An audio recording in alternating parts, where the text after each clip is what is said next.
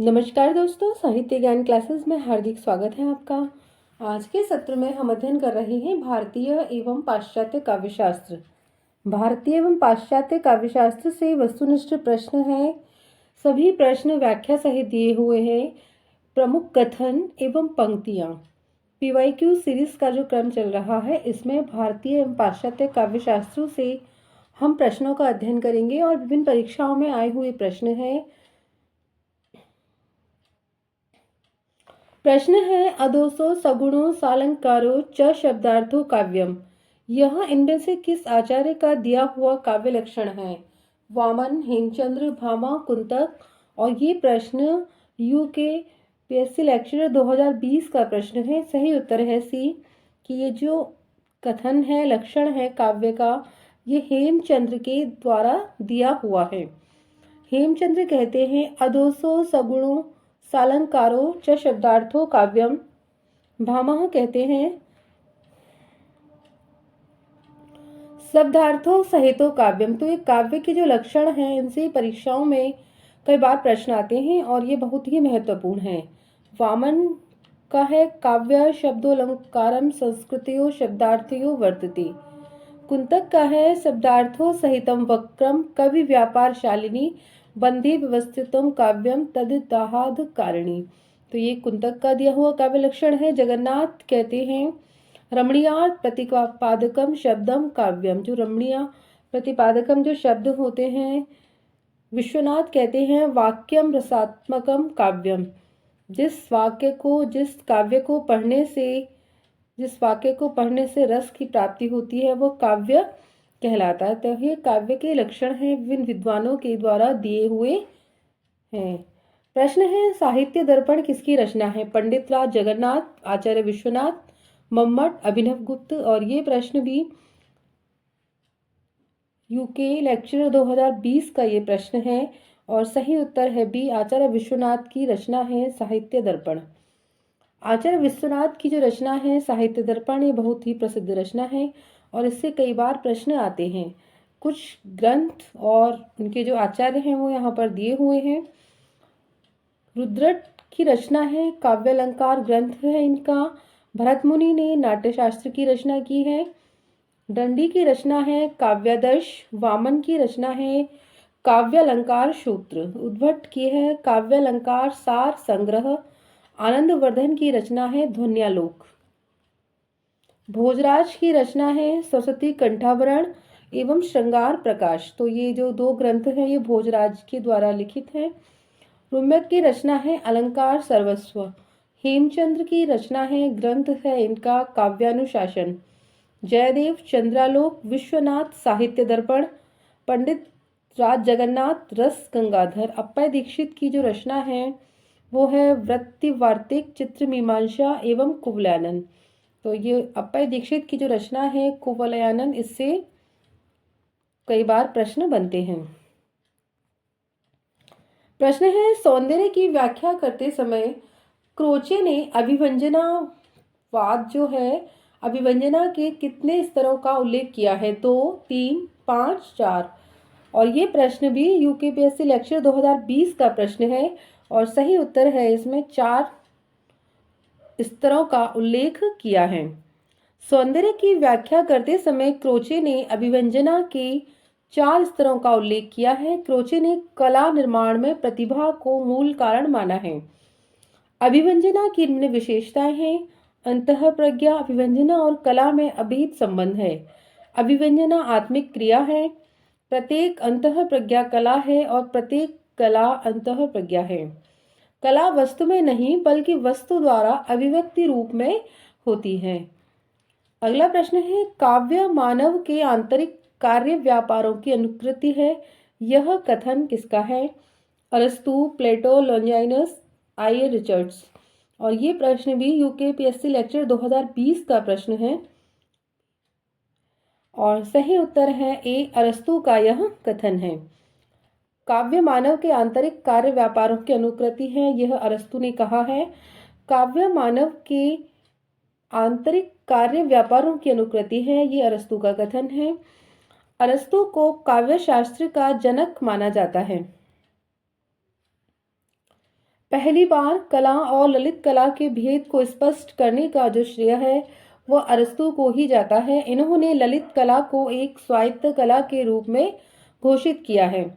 अरस्तु के ग्रंथों की संख्या 400 बताई गई है, जिनमें से 3 सर्वप्रमुख हैं: पेरिपोइतेकेस, तेखनेस रिटोरिकेट्स और वसीयतनामा। तो ये सभी जो रचनाएं हैं तीनों ये अरस्तु की हैं। वसीयतनामा को जो रचना है इनकी, इस रचना को दास प्रथा से मुक्ति का घोषणा पत्र माना जाता है। इनमें से किसका मत भुक्तिवाद कहलाता है? अभिनव गुप्त, भट्टनायक, शंकुक, भट्टलोलट। और ये प्रश्न यूकेपीएससी लेक्चर 2020 का प्रश्न है और सही उत्तर है बी। जो भुक्तिवाद है वो भट्टनायक का दिया हुआ सिद्धांत है। भट्टनायक का मत है वो भुक्तिवाद या भोगवाद कहलाता है। प्रमुख सिद्धांत आचार्य, संयोग, निष्पत्ति और उनका दार्शनिक जो मत है वह क्या है? आचार्य हैं भट्टलोलट। इनका जो सिद्धांत है उत्पत्तिवाद, आरूपवाद, संयोग उत्पाद्य और उत्पादक, निष्पत्ति उत्पत्ति और दार्शनिक मत है इनका मीमांसा दर्शन। श्री शंकुक की है अनुमतिवाद, अनुमान या अनुमापक जिसे कहते हैं, अनुमिति और ये न्याय दर्शन पर आधारित मत है इनका। भट्टनायक का है भुक्तिवाद या भोगवाद, जिसका है भोज्य भोजक, भुक्ति और सांख्य दर्शन पर आधारित है। अभिनव गुप्त का है अभिव्यक्तवाद, यह व्यंग और व्यंजक, अभिव्यक्ति और शैव दर्शन पर आधारित है इनका दर्शन। प्रश्न है नाटक में दृश्य दिखाने या दृश्य परिवर्तन के लिए जो पर्दा काम में लाया जाता है उसे क्या कहते हैं? यवनिका, नेपथ्य, पटाक्षेप, उपयुक्त में से कोई नहीं। और ये प्रश्न एलटी परीक्षा, उत्तराखंड एलटी परीक्षा का प्रश्न है 2020 का और सही उत्तर है उसे यवनिका कहा जाता है। नाटक में दृश्य दिखाने या दृश्य परिवर्तन के लिए जो पर्दा काम में लाया जाता है उसे यवनिका कहते हैं। नेपथ्य शब्द का प्रयोग रंगमंच पर्दे के पीछे यवनिका के पीछे होता है, यानी जो पर्दा है उसके पीछे का समय है स्थान, उसे नेपथ्य कहते हैं। पीछे की जगह के लिए नेपथ्य शब्द का प्रयोग किया जाता है। इसे ही रंगमंच के पात्र या नट जो होते हैं वो वहां पर अपनी वेशभूषा आदि से सुसज्जित होने का कार्य वहां पर वो करते हैं, वहां पर वो तैयार वगैरह होते हैं, उस स्थान को नेपथ्य कहा जाता है। पटाक्षेप क्या है? रंगमंच में नाटक आदि में दृश्य परिवर्तन या अंक समाप्ति पर पर्दा गिरने की क्रिया पटाक्षेप कहलाती है। यानी कोई अंक नाटक समाप्त हो गया या अंक परिवर्तन होना है तो उसमें पर्दा गिरेगा। जो पहले जो कलाकार कार्य कर रहे थे वो पर्दे के पीछे जाएंगे और नए कलाकार नई स्थिति के साथ वहां पर आकर प्रदर्शित अपना नाटक करेंगे, तो वो पटाक्षेप कहलाता है वो स्थान।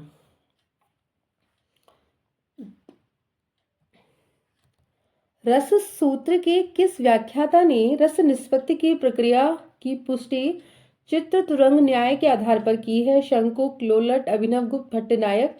और यूपी पीजीटी परीक्षा 2021 का ये प्रश्न है और सही उत्तर है शंकुक। रस निष्पत्ति की प्रक्रिया की जो पुष्टि है वो चित्र तुरंग न्याय के आधार पर शंकुक ने की है। भरतमुनि के रस सूत्र के व्याख्याता भट्टलोलट, श्री शंकुक, भट्टनायक और अभिनव गुप्त हैं। भट्टलोलट ने रस का भोक्ता वास्तविक रामादि एवं नट को माना है। रस की स्थिति मूल पात्रों में माना है। भट्टनायक ने सर्वप्रथम रस को है उसको ब्रह्मानंद सहोदर कहा है। यानी किसी चीज को हम किसी कविता को पढ़ते हैं या कोई भी कार्य करते हैं तो उस कार्य में हमें रस प्राप्त होता है। रस का अर्थ है आनंद की प्राप्ति होना। तो आनंद क्या है? ब्रह्मानंद सहोदर, यानी परमानंद के समान है वो आनंद हमारा जो हमें उस कार्य को करते समय प्राप्त हो रहा है। चाहे हम किसी रचना का अध्ययन कर रहे हों या रचना का लेखन कर रहे हों, हम कोई भी कार्य कर रहे हों, उस समय हमें जो रस प्राप्त होता है, आनंद प्राप्त होता है, उस आनंद को ब्रह्मानंद सहोदर माना गया है। अभिनव गुप्त के अनुसार स्थायी भाव सहृदय या सामाजिक के हृदय में वासना रूप में पहले से ही विद्यमान रहते हैं। उनका कहना है कि व्यक्ति के हृदय में भाव पहले से ही विद्यमान होते हैं, उस कार्य को करने से वो भाव उस समय प्रकट हो जाते हैं। आचार्य सिद्धांत एवं उनके दार्शनिक मत। भट्ट लोलट आचार्य हैं, इनका सिद्धांत है उत्पत्तिवाद, जिसे आरोपवाद भी कहा जाता है। उत्पत्तिवाद या आरोपवाद। और इनका दर्शन है मीमांसा दर्शन। श्री शंकुक का है अनुमतिवाद, न्याय दर्शन पर आधारित है और इसी को चित्त तुरंग न्याय कहा जाता है। भट्टनायक का है भुक्तिवाद, भोगवाद और यह सांख्य दर्शन पर आधारित है। अभिनव गुप्त का है अभिव्यक्तिवाद और यह शैव दर्शन पर है। अगला प्रश्न है, हिंदी के प्रथम अलंकार निरूपक आचार्य हैं। भिकारीदास, केशवदास, मतीराम और चिंतामणि। यूपी पीजीटी परीक्षा 2021 का ये प्रश्न है और सही उत्तर है बी, केशवदास जी हिंदी के प्रथम अलंकार निरूपक आचार्य हैं। हिंदी के प्रथम अलंकार निरूपक जो आचार्य हैं वो केशवदास जी हैं। केशवदास की रचना है रसिक प्रिया, कवि प्रिया और छंदमाल। ये तीनों रचनाएं रीतिपरक ग्रंथ हैं। रसिक प्रिया 16 प्रकाशों में है। 16 प्रकाश यानी अध्याय या सर्ग जिस प्रकार होते हैं उसी प्रकार प्रकाश हैं। 16 प्रकाशों में है। यह केशवदास की प्रौढ़ रचना मानी जाती है। केशवदास जी की अन्य रचनाएं हैं रामचंद्रिका, रतन बावनी, विज्ञान गीता, वीर सिंह देवचरित, जहांगीर जस चंद्रिका। तो ये सभी रचनाएं केशवदास की हैं। शुक्ल जी चिंतामणि त्रिपाठी को रीतिकाल का प्रवर्तक मानते हैं। रीतिकाल का अंतिम जो कवि हैं वो पद्माकर को स्वीकार किया जाता है। सूची को सुमेलित करना है और कृतियों का मिलान करना है। तो देखते हैं कौन कौन। एक सूची के रचनाकारों में कृतियों का सही सम्मिलन है। मम्मट की जो रचना है वो काव्य प्रकाश है। विश्वनाथ की साहित्य दर्पण। जयदेव की रचना है चंद्रालोक और महाकवि दंडी की रचना है काव्यादर्श।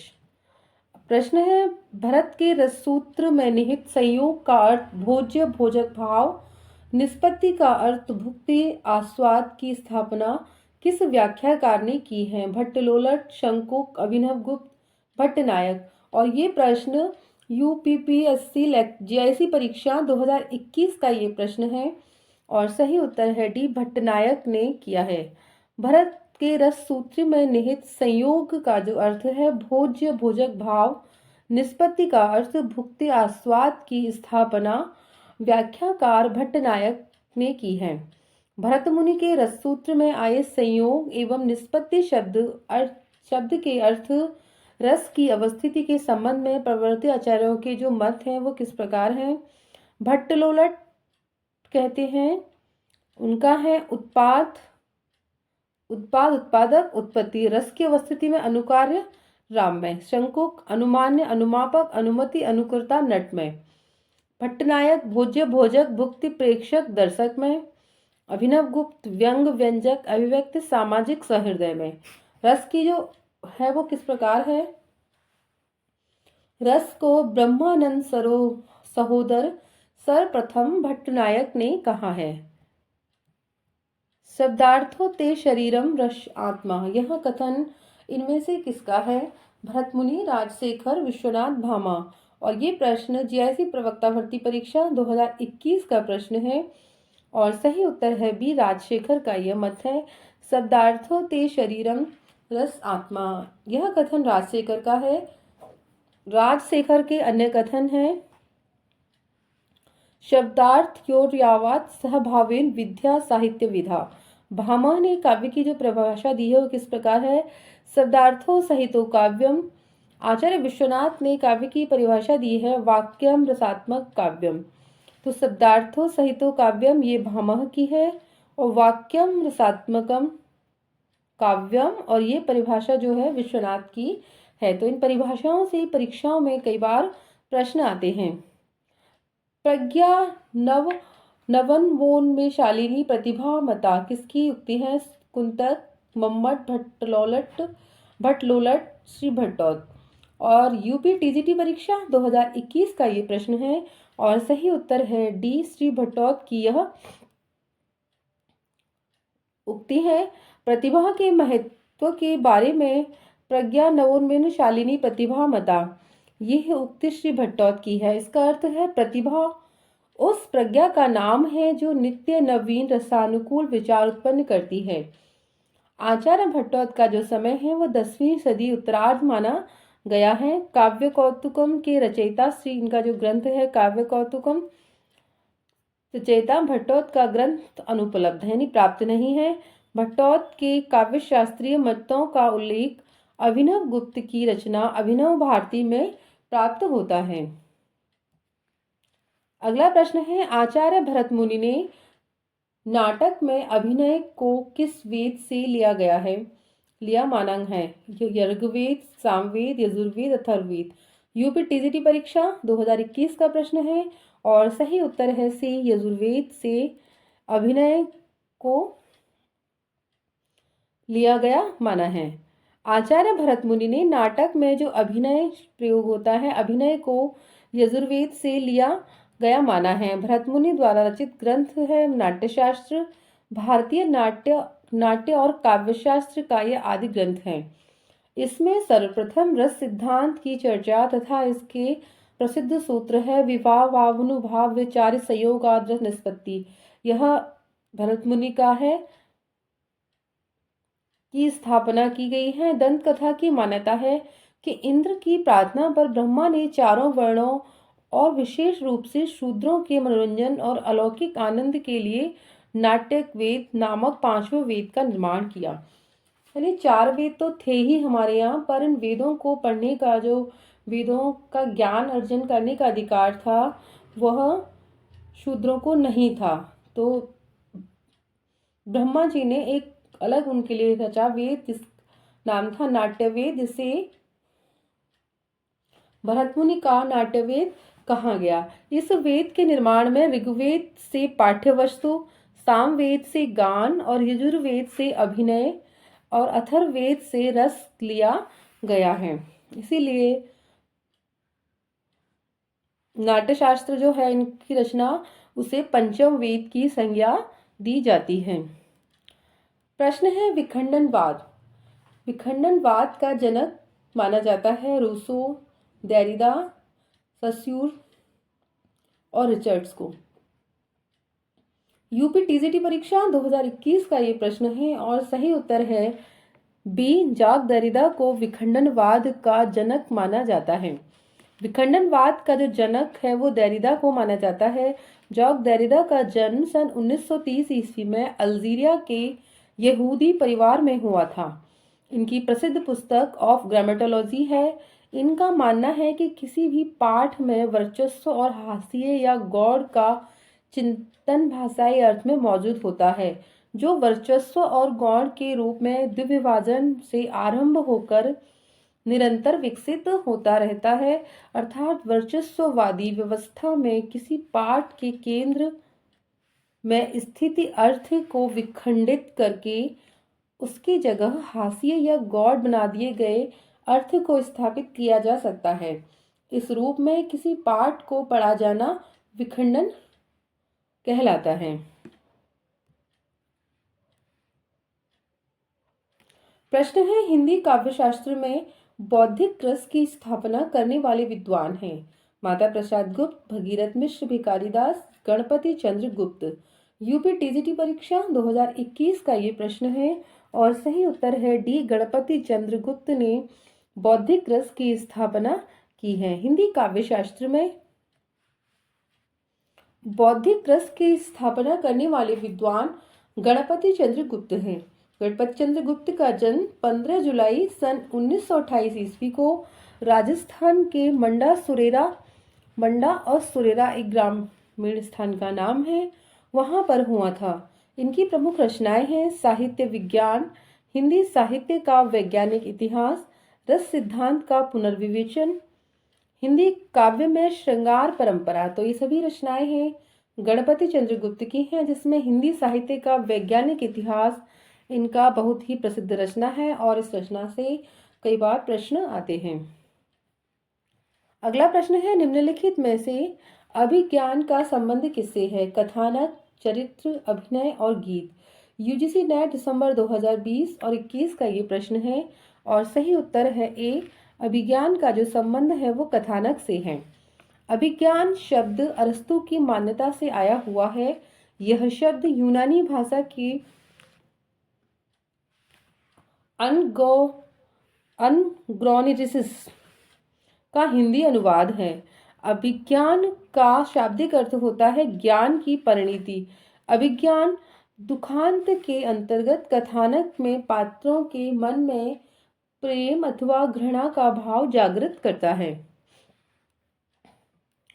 नीचे दो कथन दिए गए हैं, एक अभिकथन के रूप में लिखित है तो दूसरा उसके कारण रीजन के रूप में है। अभिकथन जॉक देरिदा का मानना है कि पाठ का अर्थ पाठक तय करता है, क्योंकि पाठकों के मन की भिन्नता के कारण पाठ बहुलार्थी होता है।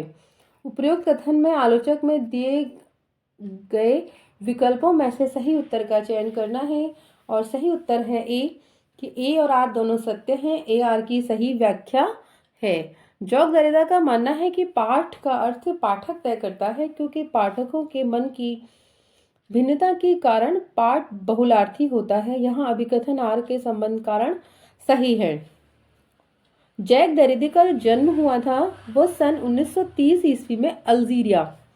याद रखना है, कभी कभी इस तरह से प्रश्न आते हैं कि कौन सा ये पाश्चात्य काव्यशास्त्र जो है काव्यशास्त्री, उनका जन्म कहाँ हुआ था। देरिदा का संबंध अल्जीरिया में हुआ था इनका जन्म, और इनके जो गुरु हैं वो फूको अल्थ्यूरस थे।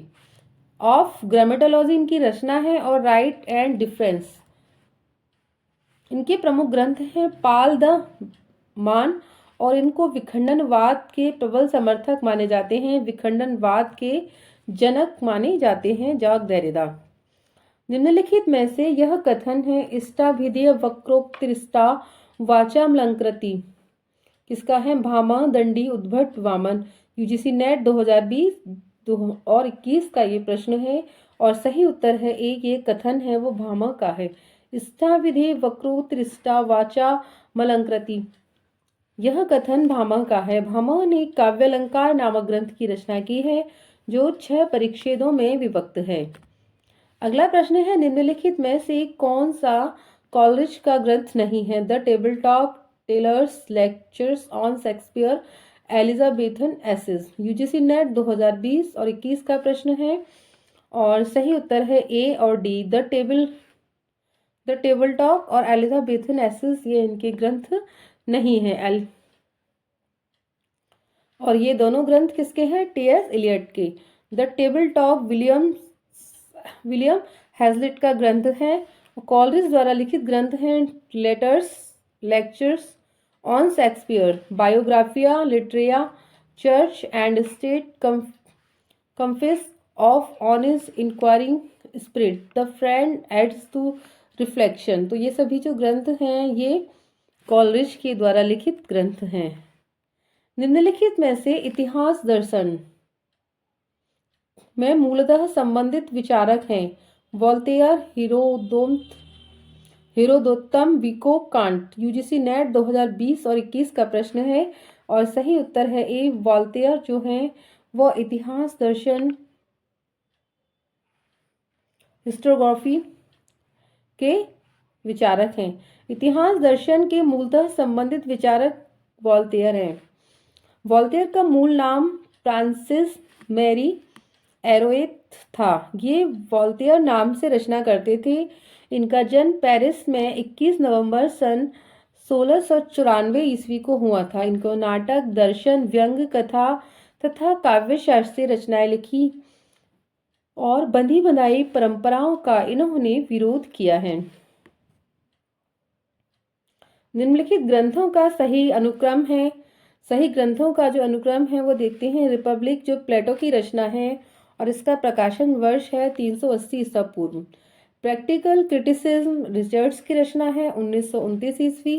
Essays essence and modern terms Stearns Eliot की रचना है 1936 ईस्वी। Mind in the modern world Lionel Trilling और इसका समय है 1972 ईस्वी। प्रश्न है निम्नलिखित में से भोजराज की पुस्तक है। अभिनव भारती, व्यक्ति विवेक, काव्य कौतुक, श्रृंगार प्रकाश। यूजीसी नेट 2020 और 21 का ये प्रश्न है और सही उत्तर है डी। श्रृंगार प्रकाश जो रचना है वो भोजराज की पुस्तक है। भोजराज की पुस्तक का नाम श्रृंगार प्रकाश है। इनका अन्य ग्रंथ है सरस्वती कंठाभरण है। इनका समय 11वीं शती और जन्म स्थान मालवा है। अभिनव भारती आचार्य अभिनव गुप्त की टीका है। इसे नाट्य वेद विवृत्ति भी कहा जाता है। व्यक्ति विवेक महिमभट्ट राजानक की पुस्तक है। इसका समय 11वीं शती का पूर्वार्ध एवं जन्म स्थान उनका कश्मीर है।